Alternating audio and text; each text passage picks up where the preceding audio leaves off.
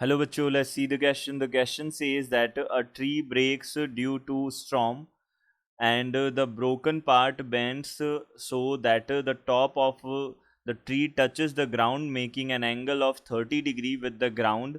The distance between the foot of the tree to the point where the top touches the ground is 8 meter. Find the height of the tree. तो यहाँ से हमारे पास क्या क्या information given है, सबसे पहले हम ये देख लेते हैं. एक ट्री है जो ब्रेक होता है, ब्रेक हो गया ड्यू टू स्टॉर्म, तूफान के कारण से वो क्या हो गया, ब्रेक हो गया. Broken part bands so that, जो ब्रोकन पार्ट है वो बैंड हो जाता है और उसका जो टॉप है ट्री का वो क्या करता है, ग्राउंड को टच करता है और एंगल बनाता है ग्राउंड के साथ 30 डिग्री का.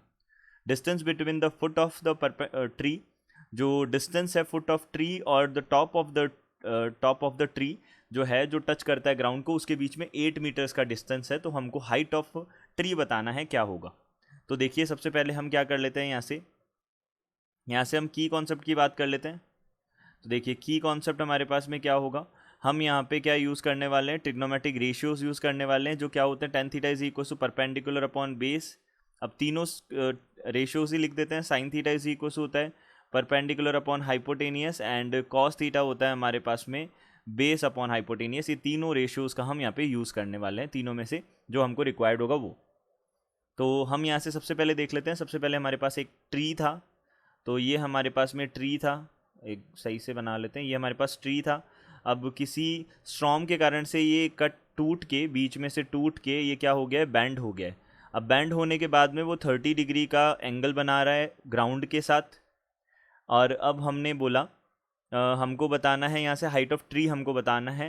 तो यहाँ से हम क्या बोल सकते हैं, ये हमारे पास में क्या है, 8 मीटर्स है. ये जो ग्राउंड है उस पर जो टॉप ऑफ द ट्री और जो बॉटम है, फुट है हम बोल सकते हैं ट्री का, उनके बीच की जो डिस्टेंस है वो 8 मीटर्स की है.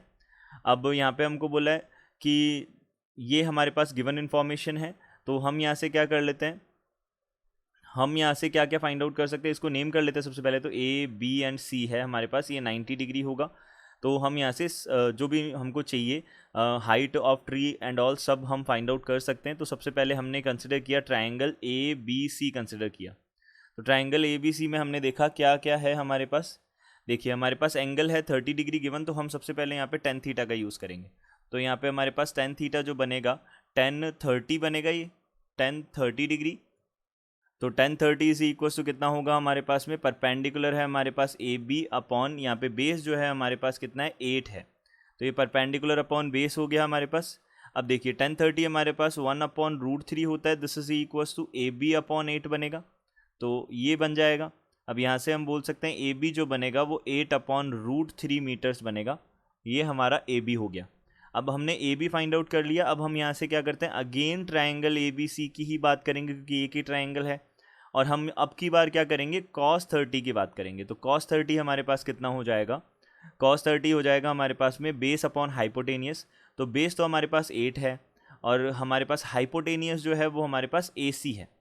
तो बेस अपॉन हाइपोटेनियस का हम यूज़ करेंगे. तो cos 30 का वैल्यू हमारे पास कितना हो जाएगा, cos 30 हो जाएगा √3/2.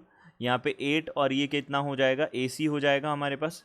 तो अब देखिए हम यहाँ से क्या कर सकते हैं, AC को इधर की तरफ भेज दिया हमने लेफ्ट हैंड साइड में, 8 × 2 डिवाइडेड बाई √3 हो जाएगा. तो यहाँ से कितना हो जाएगा हमारे पास में, ये हमारे पास में मीटर्स में आ जाएगा AC. अब हमारे पास जो ट्री है उसकी टोटल लेंथ जो है हमारे पास में कितनी हो जाएगी, AB + AC हो जाएगी. तो हम यहाँ से बोल सकते हैं टोटल लेंथ ऑफ ट्री,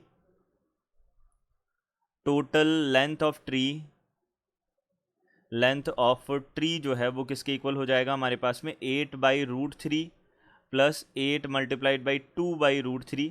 तो दोनों में से 8/√3 को हम कॉमन ले लेते हैं. तो यहाँ से हमारे पास फाइनली जो आंसर बनेगा वो कितना बनेगा, 8 × 3/√3. तो यानी कि यहाँ पे 8√3 मीटर्स बन जाएगा. ये हमारा क्या हो जाएगा, 8√3 मीटर्स हमारा क्या होगा, फाइनल आंसर होगा. हम बोल सकते हैं यहाँ से 8√3 will be our final answer. I hope you understood it well. Good luck. Thank you.